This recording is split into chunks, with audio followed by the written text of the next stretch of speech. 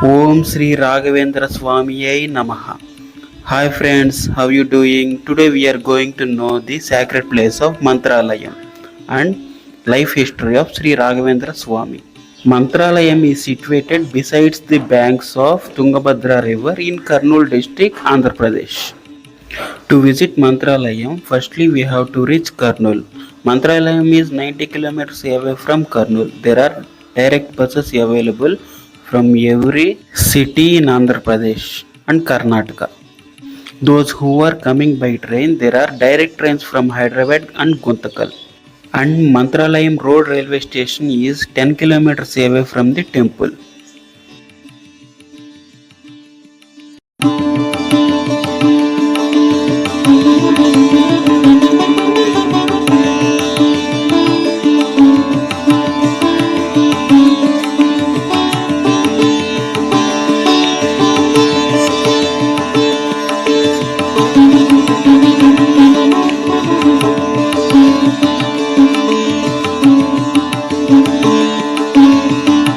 Now I will explain the life history of Sri Raghavendra Swami. Sri Raghavendra Swami was born as Sri Venkatanada, the second son of Sri Timmana Bhattu and Srimati Gopikamba in the 15th century at Bhuvanagiri, near present-day Chidambaram in Tamil Nadu. Sri Timmana Bhattu was the son of Sri Kanakachala Bhattu and the grandson of Sri Krishna Bhattu, a Vena scholar in the court of King Krishna Devaraya. Sri Venkatanada proved to be a very brilliant scholar from a very young age, who learned to play the veena very proficiently thanks to his father and grandfather. After his father's demise, Venkatanada was brought up by his brother Sri Gururaja Bhattu and completed the initial portion of his education under his brother-in-law Lakshmi Narasimhacharya's guidance in Madurai.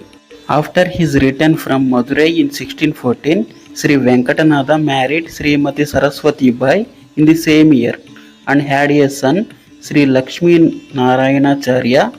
After his marriage, Sri Venkatanada and his family went to Kumbakonam, where he studied the Dvaita Vedanta, grammar and literary works under his guru Sri Sudindra Tirtha. Sri Venkatanada has won many debates over renowned reputed scholars. He was an ardent devotee of Sri Moolarama and Sri Panchamukha Mukhya Prana Devaru, the five-faced form of Hanuman. He spent a large part of his Purvashrama life teaching Sanskrit and ancient Vedic texts to children. He never demanded any money from his services and endured a life of poverty along with his wife and son. They went without food several times a week, but he was so devoted in his quest for a higher spiritual plane that these obstacles never deterred his faith in the Lord. Thus, while his life was spent in the worship of God and service of humanity, his spiritual guru Sri Sudindra Tirtharu was looking for a successor to his mat. He had a dream where the Lord indicated that Sri Venkatanada would be the right person to succeed him as the pontiff. Sri Venkatanada initially refused due to his responsibility towards his young wife and son, but was soon blessed by the goddess of learning, where she, in a dream, indicated that he was to seek salvation as a sannyasi. Sri Venkatanada treated this as a omen and changed his mind. The sannyasa ordination took place in 1621 at Tanjavur. Sri Raghavendra Swami embarked on a tour of South India, spreading the Dvaita philosophy and visiting famous pilgrimage centers such as those at Rameswaram and Srirangam.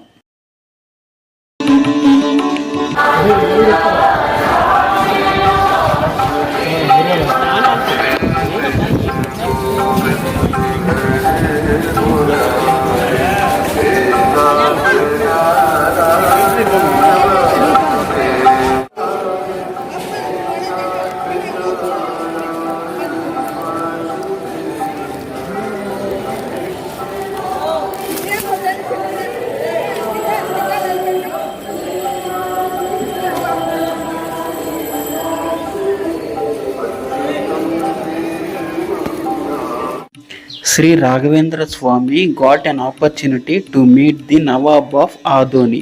The Nawab, instead of being respectful to him, decided to test his spiritual skills and placed before the Swamiji a plate of non-vegetarian delicacies, completely covered with a piece of cloth in the guise of offering alms. Swamiji took some water from his kamandala, meditated and sprinkled it on the covered plate as part of his regular practice of purifying any food before consumption. He then opened the plate. It contained fresh fruits. The Nawab immediately became remorseful and became an ardent devotee of Swamiji. Then on.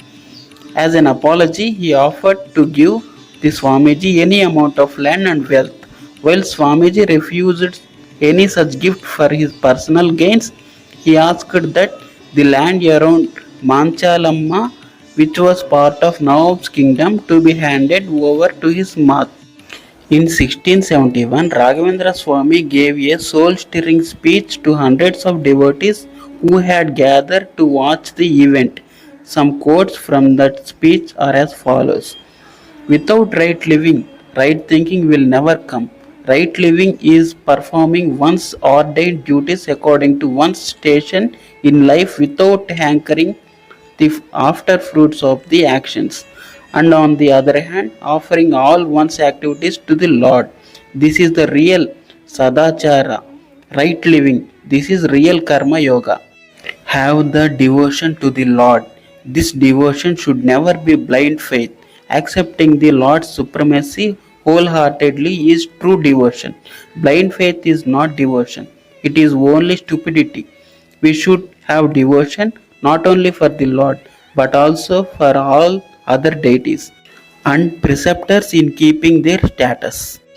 After this speech, Sri Raghavendra Swami entered the Brindavana specially constructed for him with stone brought from Madhavara village near Manchali.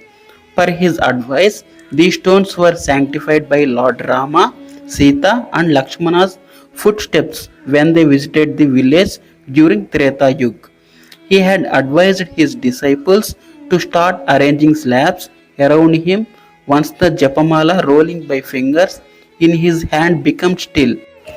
He began reciting the Pranava mantra and slipped into deep samadhi. Once his Japamala became still, his disciples arranged the slabs up to his head, and then they placed the covering slab over it and filled it with earth. Thus, Sri Raghavendra Swami attained Jiva Samadhi on Dvitiya day of Shravana Krishna Paksha in 1671. This date is celebrated each year as Raghavendra Swami Aradhana at Brindavana all over the world. The Raghavendra Mutt in Mantralayam, housing his Brindavana, is visited by thousands of devotees every year. It is believed he would live for 76 years physically on earth, 300 years in the Brindavana through his literary work among the people, 400 years in the Brindavana without a physical form. Totally 700 years in the Brindavana helping the society and the mankind to come out from troubles and miseries. Om Sri Raghavendra Swamiyai Namaha. Jai Sri Ram.